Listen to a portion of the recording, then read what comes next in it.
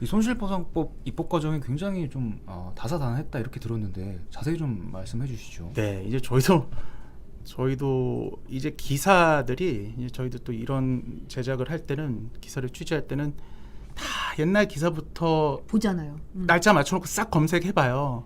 마치 막 그게 이제 역사에 무슨 기록처럼 다 남아 있어요. 발언들, 뭐 그날 가서 스케치를 해온 것들, 뭐 이런 것들이 남아 있는데 정말 놀라운 게 그 기획재정부, 우리 이제 그 곡간직이라고 불리는 기획재정부에서 너무 강력하게 반대를 해온 거예요. 그러니까 이제 뭐 제가 이제 기사에서도 썼지만 간단하게만 정리를 해드리면 1월에 제가 이제 그 논의가 일어났다고 하지 않았습니까?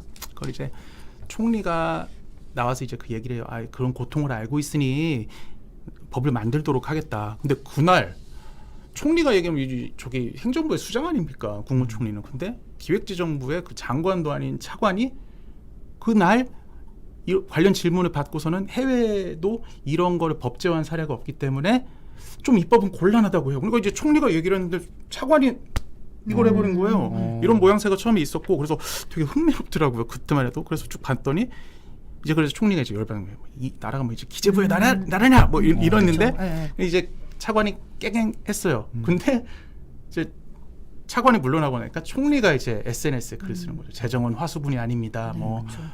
조율해서 신중하게 판단하겠습니다. 이런 얘기까지 하고 그러니까 총리랑 기재부 수장이랑까지 이제 전선이 형성이 된 거고 그쵸. 그러다 보니까 이제 대통령이 정리를 한 거예요. 네. 입법을 해라.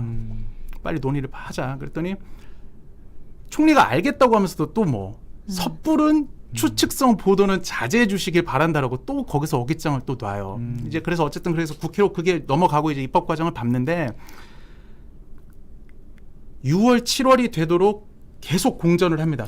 통과 논의가 진전이 안 돼. 그게 이제 진전이 안 된 거는 뭐냐면 이제 기재부는 법 통과까지는 오케이야. 대통령이 얘기했으니까. 근데 과거의 손실에 대해서도 지원을 하느냐, 보상을 하느냐, 마느냐를 가지고 아니냐. 그렇죠. 소급 적용이라고 하죠. 이제 국회는 그걸 하자고 하는데 기재부는 절대 안 된다. 돈이 없다. 이제 그런 얘기들을 하면서 그게 6월, 7월까지 온 거예요.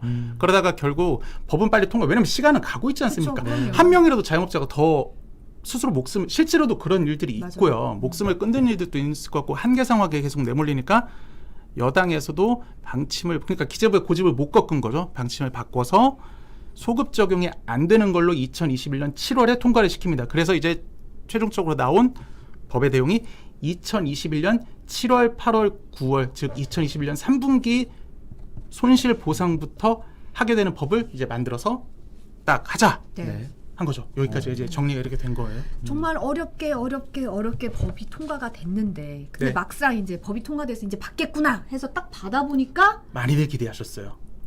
에게 이런 네. 분도 많았어요. 사실은.